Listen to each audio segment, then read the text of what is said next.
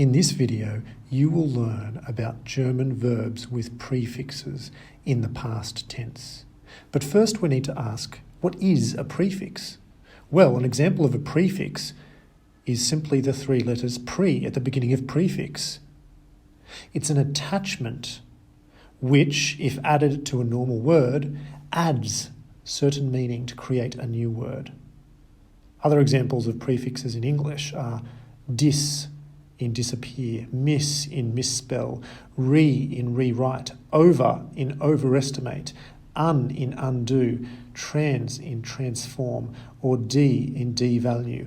All of these little attachments add meaning and help to create a new word.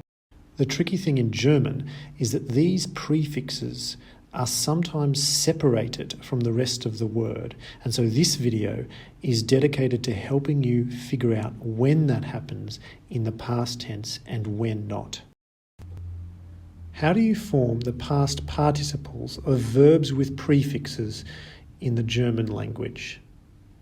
Well, you start off by recognizing that prefixes in German verbs belong in one of two categories, either inseparable prefixes or separable prefixes.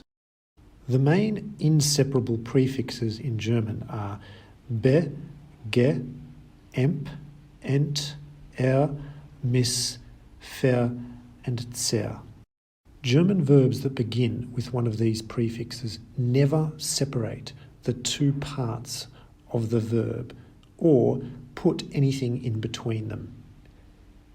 Some examples of the most common of these inseparable verbs are bekommen, to receive, vergessen, to forget, besuchen, to visit, versuchen, to try, verstehen, to understand, gewinnen, to win, and entscheiden, to decide. The past participles of these verbs change in different ways, but one thing is common. GE, the normal prefix for past participles in German, does not appear either at the beginning of the verb or in between the prefix and the rest of the verb. So, for example, bekommen becomes bekommen. Vergessen also remains vergessen. Besuchen and versuchen simply add t's. Besucht and versucht. Verstehen becomes verstanden. Gewinnen becomes gewonnen, and entscheiden becomes entschieden. Separable prefixes, however, behave in a different way in the past tense.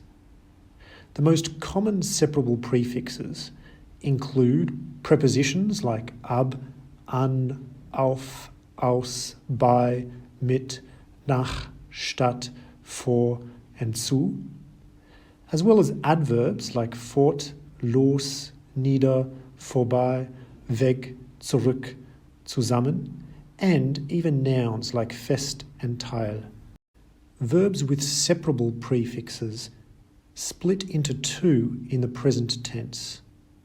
But in the past tense, something unusual happens, namely the GE, which you would normally expect at the beginning of a past participle of a regular verb, is inserted in between the prefix and the rest of the verb. So, for example, unkommen means to arrive, but its past participle is angekommen.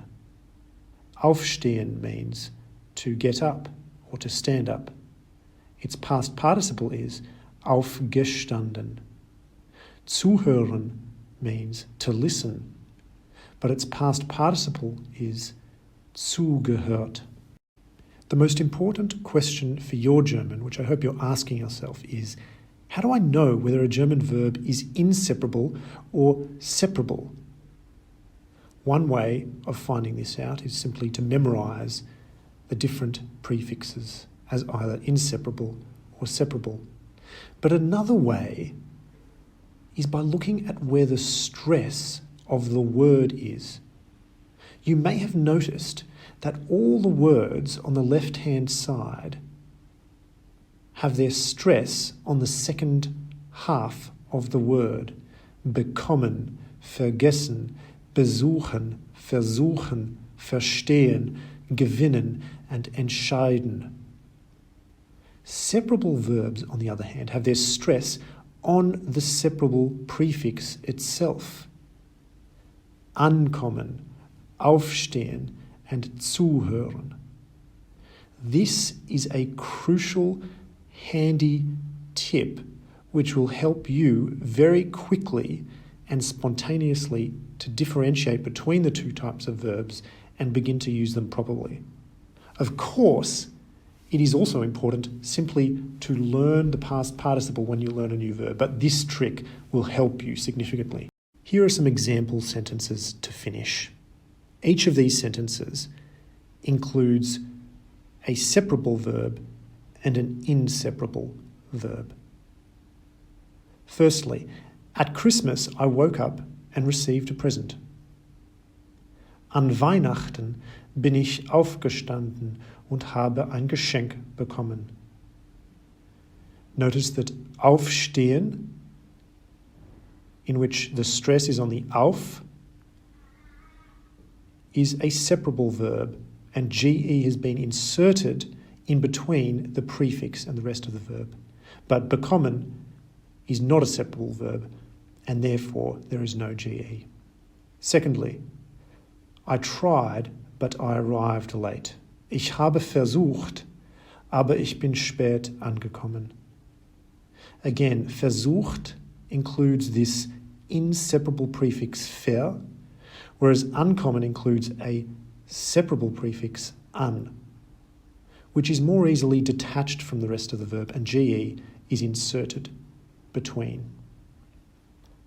Finally, they listened to her, but they didn't understand. Sie haben ihr zugehört, aber sie haben nicht verstanden.